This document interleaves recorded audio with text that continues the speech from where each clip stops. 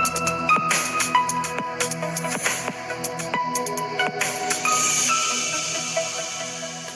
Friends, എല്ലാവർക്കും മറ്റൊരു പുതിയ വീഡിയോയിലേക്ക് സ്വാഗതം. It's me Akhil Satheesh and welcome to Akhil Satheesh world. SLC വിദ്യാർത്ഥികൾ വളരെയധികം കാത്തിരുന്ന ഒരു പരീക്ഷ കൂടി കഴിയുകയാണ്, മാത്സ്.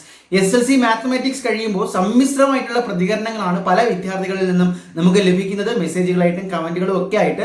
ചിലരൊക്കെ നല്ല എളുപ്പമായിരുന്നു, പ്രതീക്ഷിച്ച ക്വസ്റ്റ്യൻസ് ഒക്കെ വന്നു എന്ന് പറയുമ്പോൾ പോലും മറ്റു ചില വിദ്യാർത്ഥികൾ പലരും ഇത്തരത്തിൽ ഇത്തിരി ടഫാക്കി, അല്ലെങ്കിൽ പ്രതീക്ഷിച്ചതുപോലെ എഴുതാൻ പറ്റിയില്ല, സമയം തികഞ്ഞില്ല.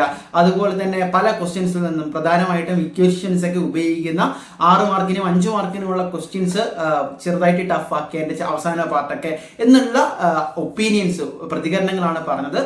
ഏറെക്കുറെ സമ്മിശ്രമായിട്ടുള്ള പ്രതികരണങ്ങളാണ് എന്ന് തന്നെ പറയേണ്ടി വരും. അതായത് വലിയ എളുപ്പമല്ല, പക്ഷെ ഭയങ്കരമായിട്ടുള്ള ടഫും അല്ല, ഒരു ആവറേജ് ലെവലിൽ. എന്ത് തന്നെ ആയാലും ക്വസ്റ്റ്യൻ പേപ്പറിൽ നിന്ന് നമുക്ക് മനസ്സിലാക്കാൻ കഴിയുന്നത് എബോവ് ആവറേജ് വിദ്യാർത്ഥികൾക്ക് നന്നായിട്ട് സ്കോർ ചെയ്യാൻ പറ്റുന്ന തരത്തിലുള്ള ഒരുപാട് ക്വസ്റ്റ്യൻസ് ഉണ്ടായിരുന്നു. അതുപോലെ തന്നെ പാസ് മാർക്ക്, അതായത് ഏറ്റവും ഡിഫിക്കൽട്ടായിട്ട് തോന്നുന്ന വിദ്യാർത്ഥികൾക്ക് പോലും പാസ് മാർക്ക് ഒപ്പിക്കാനുള്ള ലെവലിൽ ഡിഫിക്കൽട്ട് അല്ലാത്ത ഈസി ലെവൽ ക്വസ്റ്റ്യൻസും ആ ഒരു ക്വസ്റ്റ്യൻ പേപ്പറിൽ ഉണ്ടായിരുന്നു. അപ്പോൾ എങ്ങനെ അതിനെ മാനേജ് ചെയ്തു, ഇക്വേഷൻസ് ഒക്കെ കൃത്യമായിട്ട് എഴുതിയോ, തന്നിരിക്കുന്ന കാര്യങ്ങളൊക്കെ എടുത്ത് എഴുതിയോ, നിങ്ങളെ സംബന്ധിച്ച് നിങ്ങൾക്കും നിങ്ങളുടെ ഫ്രണ്ട്സിനും ഒക്കെ പരീക്ഷ എങ്ങനെയായിരുന്നു എന്ന് തീർച്ചയായിട്ടും ഇപ്പോൾ തന്നെ കമന്റ് ചെയ്യുക.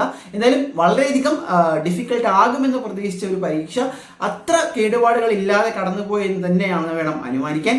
ആ മാത്സ് എന്ന് പറയുന്ന വലിയ കടമ്പ കഴിഞ്ഞിരിക്കുകയാണ്, പ്രത്യേകിച്ച് 10ാം ക്ലാസ്സിലെ വിദ്യാർത്ഥികൾക്ക്. ഇനി അങ്ങോട്ടുള്ള പരീക്ഷകളാണ്, കാത്തിരിക്കുക. ഏറ്റവും പുതിയ അപ്ഡേറ്റുകളുമായി ഞങ്ങൾ നിങ്ങളുടെ കൂടെ തന്നെയുണ്ട്.